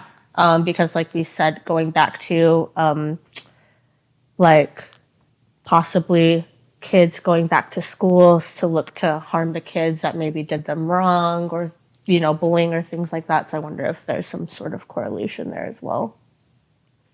I definitely thought it was interesting that his son was the bully as well. Because like in his dream, he was like apologizing to his son, saying like, I never told you how much I loved you. And like, I'm sorry. And so it kind of is like when parents don't show their children the love that they should, I mean, they turn into bullies if you don't raise them in a sense that does show them like you care for them. A loving environment. A loving environment, yeah. I think too, we don't get too much of like their interaction, but you kind of just see his wife almost fed up with him. Yeah, like his at grief. some point. So just wondering like what that dynamic is. But I will say, even though the movie alludes to different point of views, and for it being 2 hours, which to some people that's long, but in different we don't get each person's point of view for that long. Even in that short amount of time, Archer had the most character development. Yeah, which I thought was kind of impressive. I agree. Yeah. We see him change the most.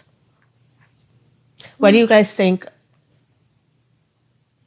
the way they're running symbolizes?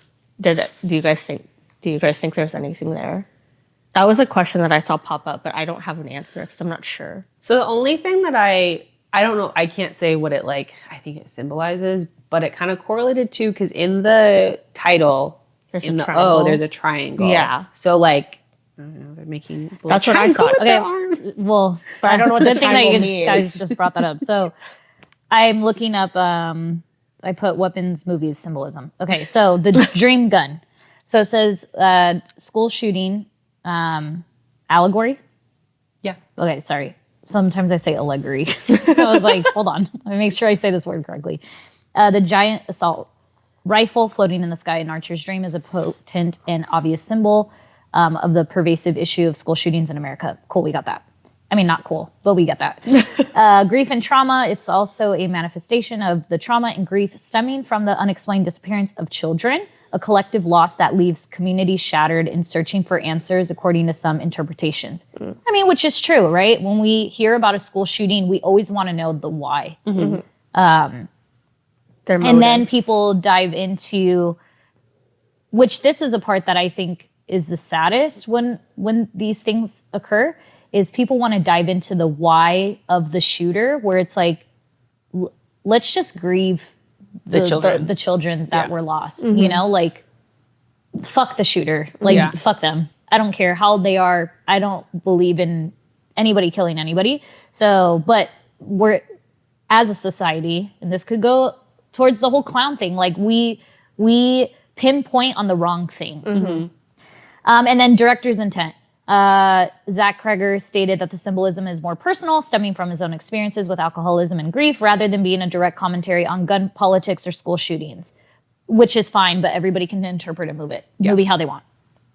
So now going to the triangle. Gladys's bell. It talks about that first. So it says, witchcraft and the triple goddess. The bell Gladys uses bears a triangle and a single 6. The triangle could represent the triple goddess. It's a maiden mother crone, or the crone phase itself. I don't know what that means. Okay. And then it says 666 and addiction. The number 6, particularly with the triangle, is often associated with the number 666, which we know is like the devil. The number of the beast in Christianity, aligning with the theme of dark magic and the struggle against corruption, according to Yahoo. And then a symbol of enslavement. The triangle symbol on the bell is an upside down version of the familiar Alcoholics Anonymous logo. Oh, I didn't know that. Which represents breaking free from enslavement. This suggests that the bell, and by extension, Gladys's influence, is a form of enslavement, directly opposing the themes of recovery and freedom found in 12-step programs. Okay, so I guess that's the triangle. That has nothing to do with them running, but I mean, running with their arms out. Yeah. But that explains the triangle.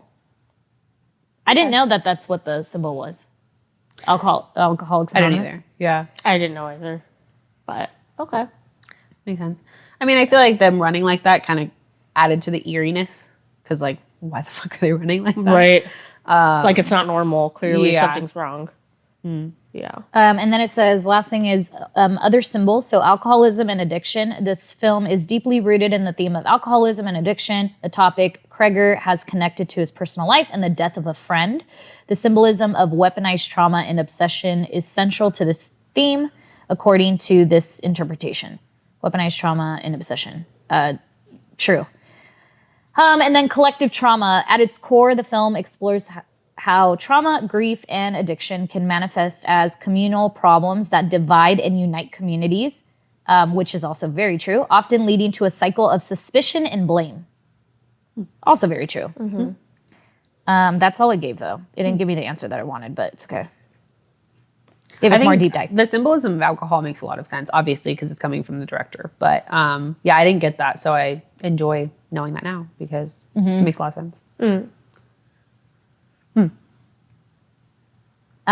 Here is some other kind of interpretations, I guess.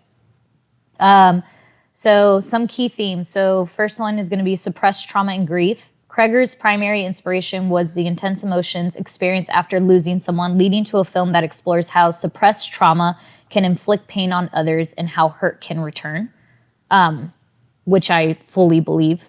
If people don't know how to process their grief, it definitely can inflict pain on other people. And so we know that Gladys is a witch, but sometimes it's like, she's inflicting pain on other people. So now I'm thinking too far ahead into this, but I'm like, what kind of pain was she in? And then there's dying. Yeah. I guess. She hasn't seen her sibling for 15 years. Yeah. Like, yeah. And I say that's one of the questions here. Was it? Yeah. The Gladys's backstory. Yeah. There's an intergenerational trauma and problems. The film can be seen as a commentary on how each generation pushes its problems onto the next, leading to a cycle of pain and suffering that is difficult to break. So the bullying thing, Archer, Yeah. if he himself is saying in his dream, I didn't tell you that I loved you enough, what trauma did he have where now he's pushing it to his child? Now his because child we is don't fucking know what bullied. his home life was prior to this whole incident. So, like, he could have been a pretty shitty dad. We have no idea. And just, like, neglectful towards his son on an emotional level. Yeah. I feel like you can also see it with what happens to Alex in the end. He essentially becomes, in order to stop Gladys, he becomes Gladys. He uses what she does against her. So that's also, I guess, kind of something that I don't know if you would say it's like passed down to generation, but he copies what he sees. Yeah. Type of thing. Yeah. From a kid's perspective. Right. We have addiction. So one interpretation highlights the theme of alcoholism and addiction, with character struggles and compulsive behaviors reflecting the destructive power of addictive triggers and the compulsion to feed an addiction. Obviously, Gladys is addicted to youth, consistently draining others in her little witchy ways. But it can also be like Paul, addictive triggers. This is why the needle thingy. I was like, there's something fucking wrong with this guy. Like, it's not just, to me, it wasn't just alcohol. Or James will do whatever he can to get his next high. Right. Power, corruption, and violence. The film examines the quest for power and control and how the pursuit of these can consume individuals. It also critiques the glorification of violence, forcing the audience to consider the true human cost of violent actions.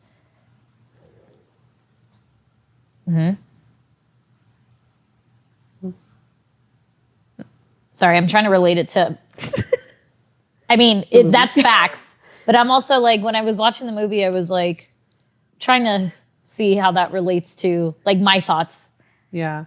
I don't glorify violence. Clearly, I can't watch it. So, survival. A central idea is the difficult choices characters face in order to survive, physically and morally, and whether a hollow victory of survival is a meaningful one. I feel like that's Justine's whole story. How the fuck did this woman survive? All the shit that she's been through. Luck. Yeah. Literally. And then school shootings and community grief. Viewers see the film as an allegory for American shootings. Just repeat myself. Allegri? I'm just kidding. Oh, shit. You seen Allegra? Allegra. You said it right. I was just making allegory for American school shootings, with the story exploring themes of community grief, blame, and suspicion. Yeah. Which I had already said. So a lot of different ways to view it, I guess. Not the director's intent, but like he said in the interview, he doesn't care what people think. This is why he did the story. You have whatever take you have. That's his job as a filmmaker, is to let people have their own take.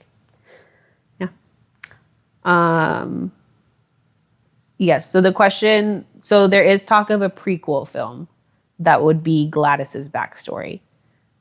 How do we feel about this continuation? I would like to see it. Because also, she keeps mentioning this. She's like, no one needs to know that I'm in town. Right. Which is like, okay, are we going back to Salem witch trials? Does everybody know you're a fucking witch? So that's what I think when she, because I saw talk about her saying like, when she was making up the lie about her parents, saying that it's about consumption, and like consumption hasn't been around since the Oregon Trail. And so that kind of dates her in terms of like, how old are you? Like, how long have you been living? Which it's probably been centuries at this point that she's been alive. But yeah, I feel like her backstory would be interesting. See how she got her tree and became a witch. Violence and trauma and addiction transcends centuries. And is she actually family? Or do we think, like, does she, like, I feel like, does the mom know that she is for sure her family? Or like, who told, like, has she met her? Well, she said she's seen her 15 years ago. Yeah. Oh. Does she like inhabit bodies of different? Well, I don't know. Maybe she just never got that far in this particular movie, but like, can she? Maybe it's not even a real body. Yeah. That should be our thumbnail. Yeah. Okay. I had 2 more questions. They're not really that extensive. Okay. But why don't you think Gladys put Alex under her spell out of everybody? Because you can control a child. Yeah. And she needed someone to do the dirty work for her, essentially. I think he was controllable, and because he's so quiet and innocent looking, it doesn't seem as suspicious, I guess. Yeah, I agree. Manipulating children is easy. Yeah. From that standpoint. Doesn't mean you should do it. No, at all. Yeah. Piece of shit if you do. That's why a lot of people we're saying that's why a lot of people target children, is because they tend to be easy to manipulate. Easily influenceable. Yeah. Do you think the weapons were conscious when Gladys put her under their spell? So like when we're picturing Marcus and he's like attacking his significant other, do you feel like he had part of his consciousness in there. That'd be really witnessing sad if that was him true. killing his partner. Yeah. I think that they were, because the only reason I feel like, I don't know how conscious he would have been, but like when Alex first sees his parents, like they can talk for themselves in a sense, because they were just like, how's school? Like not really able to go deeper than that, but like they were able to kind of communicate on that level. But she was sitting there. So She I wonder was if she sitting was there. controlling that. She could have. Yeah. Yeah, I'm curious. That I didn't really understand. I'm curious like how deep it is too, because obviously they can come back from this state, but clearly in the ending they had trauma left in them because some of them couldn't even talk afterwards. So I'm wondering how much damage and trauma was left. Yeah, I wonder if it also correlates to like how long they're under the influence for, because Archer was perfectly fine because he wasn't under her spell for that long. But the kids Versus and the, kids and the parents like were, a month or more. Right. So I found a couple of extra things. We talked about the 217. So why did the children leave at 217 specifically? And again, all speculations if this isn't what the director thought. Fuck, I just lost it. But Legislation hello. 217. Yeah. So the children all leaving at a very specific, seemingly random time has also sparked plenty of discussion. Once again, the most popular theory seems to point towards a school shooting connection with the 217 as in time, referring to the 217 winning votes in the House of Representatives ban of assault rifles in 2022, although that never became a reality after failing to pass the Senate.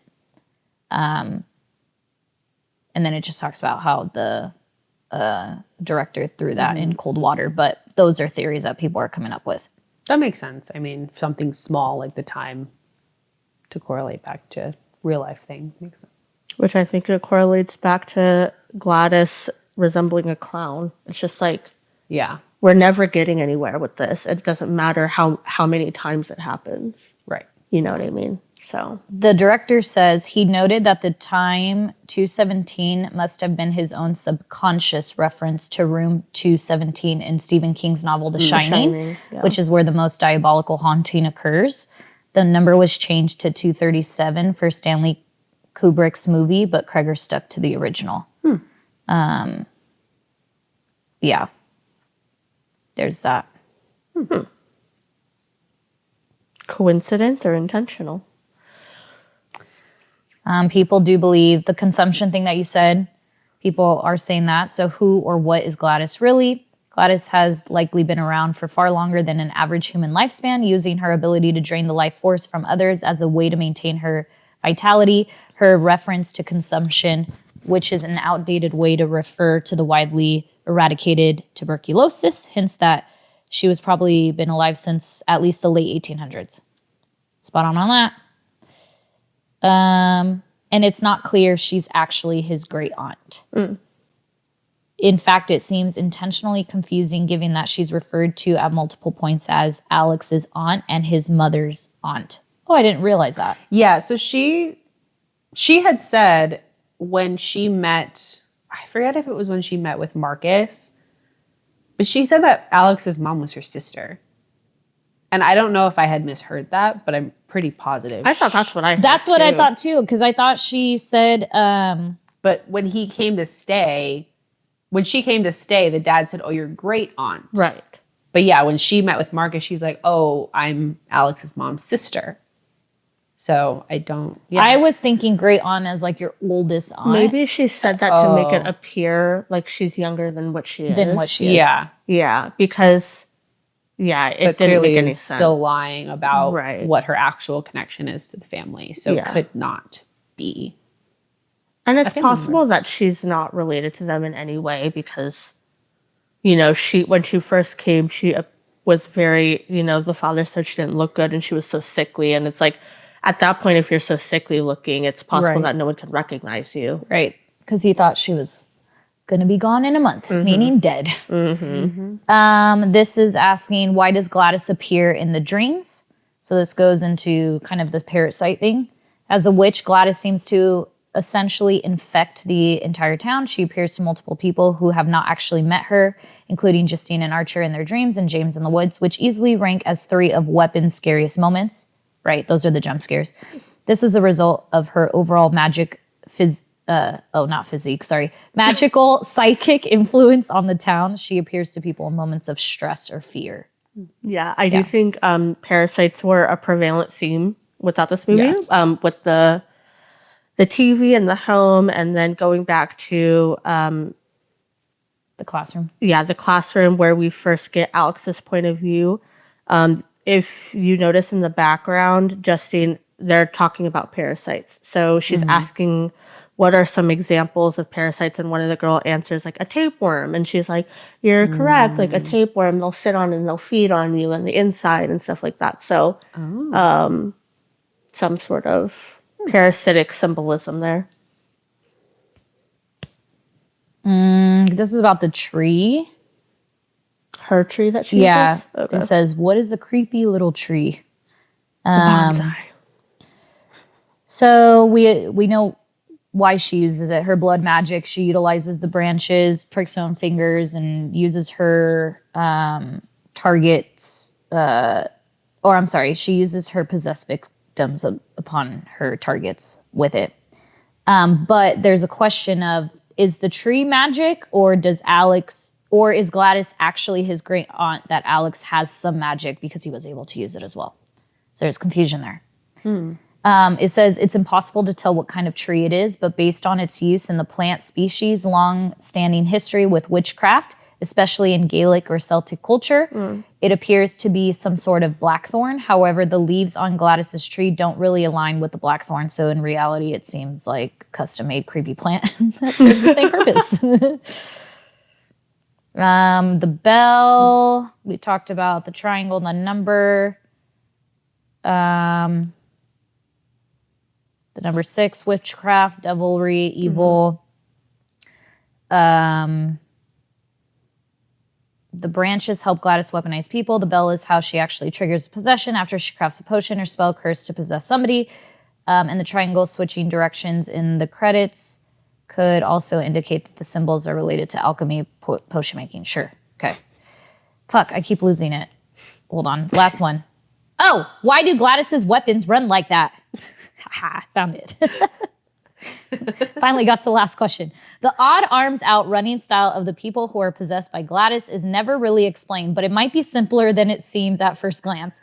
Given that the individuals are operating not of their own free will, they run with the parts of them that Gladys now controls, their head and heart, mind and soul, leading the way, causing their arms to drag behind. Oh. Okay. Basically, Gladys is pulling... yeah, that sounds a little different. Basically, Gladys is pulling these people in a certain direction, and their running style is indicative of a central point, the head and chest, being where she has grabbed them. No other real reason is given, although Cregger himself has admitted to a subconscious reason why he included that as the key visual in Weapons. In an interview, he noted that he believes the unsettling running style originated from his own memory of the Napalm Girl photo. What does that look like? Oh. Which was one of the defining photographs of the Vietnam War. In the photo, a young Vietnamese girl runs with her arms out as her body has been badly burned by napalm. So you know what's that actually? Sorry, that ties to K-pop Demon Hunters a little bit. So I had looked up because there was some discourse about Mira's lyric where in How It's Done, where she says it's like fit check for my napalm era. Yeah, and so napalm is like that's the picture.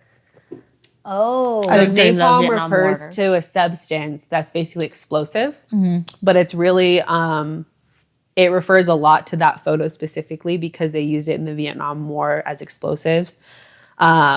So there was like some small controversy about those lyrics because they were like, oh, we're like referencing Vietnam War, but it was more so used in like the sense of like my explosive era or like my, that type of era. Yeah. But that's the only reason I know I was it. like, what does napalm mean? Yeah. But I never knew that. Yeah. That makes sense though that's referencing that photo. He says, like the floating gun vision, a lot of the most striking visuals in Weapons seems to be dream state Machinations? Sure. I need to see the word. Machinations? Oh. Machinations? I would call it machinations, but I don't know. Google, how do you say this word? Hold on. Because now it's bothering me. Macarena? Macarena? Mommy? Mamacita? Oh, God damn it. Okay, it's doing too much. Now it's not going to It's tell me the fine. word. It is what it is. I'll find it. English is my second language, just so people know. So sometimes I don't know the words. From Cregger's own mind, and not as logical as many would want them to be. Cregger's movie is almost self-therapeutic, which leaves a ton of room for interpretation based on how. Okay, that's not what I wanted to read. Machination. Machination. Macarena. That's what I mean. Macarena. Machination. Macadamia. All right, well. Oh, okay. One more thing too. I was gonna do the cast changes because, like I said, the original cast. So the only person from the original cast is Austin Abrams, who plays James. The person who was meant to play Julia Gardner's character is Julia Gardner? That's her name? Julia Garner. Oh, okay. Is the actress, sorry. Sorry. Yeah, no. Justine's character. Justine. Instead of Julia Garner was meant to be Renat Reinsiv, who is a Norwegian actress. Okay. How do you spell her name? I need to look at these people over now. Renate, and then last name is Reinsv. Oh, yeah. Let's see what she looks Oh, like. I've seen her. I think. I'm not familiar with any of her That is her. Right there. her films. But she was supposed to be playing Justine. Pedro Pascal was meant to play Pedro Archer, who was then played by Josh Brolin. We know Pedro Pascal. We know Pedro Pascal. For Paul's character, who was played by Alden Ehrenreich. You see? You can't say his last name. He reminded me of Bella's It's dad. probably Aaron. It's Aaron Rich. It's 100% Aaron Rich. Whatever. I like the way we say it better. Was supposed to be played by Tom Burke, who was in Furiosa, Mad Max, The Musketeers, Yeah. CB Strike. Not many things that I've heard of either.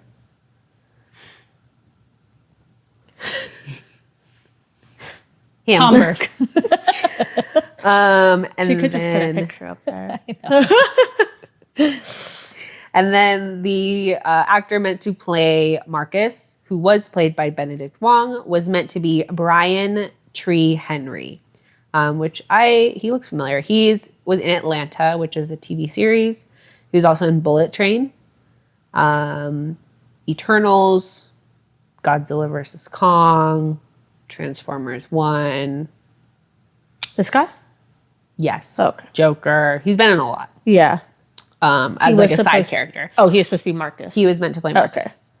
So those were the main cast changes. Okay. And supposedly the change was mainly hinge on Pedro Pascal because I believe it was because this movie was supposed to come out. Yes. Did you say tree? Is it not tree? It's No, Tyree. I was like, That's why I was like, who? It's okay. Yeah, I guess it mainly hinged on Pedro Pascal because this movie was supposed to come out a while ago, but because of the writer's strike, it got delayed. oh, And so Pedro Pascal needed to do Fantastic Four instead. So yeah. I think it was casted very well, though. yeah. I'm Austin sure it would have Abrams been made it out great alive. with them, but like I feel like who they changed the casting to, it Yeah, worked still good. well. Yeah. I agree. Yeah.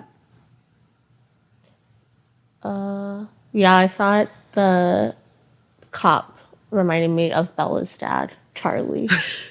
I was like, that's who I was It was the seeing. mustache. Yeah, it was the Yeah. mustache. Well- The child also did a good job. Yeah. He did Whoever great. the child Yeah. actor was. And who played Gladys, she also did great. Yeah. Let's see. You really made the ending. Amy Madigan. Is she Does she always play in someone kooky? more? She is in a lot of older things. Field of Dreams, Street Fires. She was in The Hunt. I don't know if you've seen that movie. I have, yeah. Antlers, which is also a horror movie that came out a couple years ago. Lots of old stuff. Grey's Anatomy. Oh, Yes, I do remember her in Grey's Anatomy, a specific episode. I forgot. She's the Meredith Grey's therapist Oh, okay. when she is... after when her husband dies. No, I don't... shit. When does she come in? No, because I didn't even make it to that part. No, it was when she was dealing with her... Mom? Yeah. Death? Her mom's death. Oh. Yeah. That- Because I was like, there when I was- found out that McDreamy died, I didn't even get that far. I was Oh, like, I okay. don't really want to see it. I forgot what season that is. That's like 12. Yeah. And not Criminal really? Minds. Yeah, because Christina leaves... The best character leaves in season 10. I was over it after Christina left, Yeah. honestly. And then I he didn't care. dies in 12. And then I was like, well, there's Alex. And then Alex leaves in 16. Actually, he wasn't even in 16. He leaves in 15 realistically, but they talk about Yeah. him in 16. And So all the main characters left. I was like, I'm over this. Now they're on season 20 or something like And that. there's Some like, shit. I think there's like maybe 3. Is there like 3 characters that are remaining from the original cast? Bailey, Richard, Richard, Yes. and Ellen Pompeo. Yeah. Yep. Well, Great we movie. hope you enjoyed Weapons for the 2 hours that we chatted. It was a great time. That's as long as the movie. So You basically watched it with us. yes. Let us know what you thought of the movie. If it's something that you also enjoyed, give us a like, subscribe, follow. Is that what it is on all of our platforms? We are Fictionally Unstable Pod. We used to be fictionally_unstable, but apparently not anymore. We're not promoting that. Don't go to it. So go to it. Click, click. We are on Instagram, TikTok, YouTube, And soon Apple, Spotify, soon to be Twitch. We're going to start doing some live reads, live watches. We'll get into that. We want to be connected with our fiction lover communities. As of late, we've been doing a lot of movies and series, but we will be diving back into books soon. This is our October series. Yeah. Be on the lookout for each week us releasing a new episode. Happy October! Thanks, guys. Bye. Bye.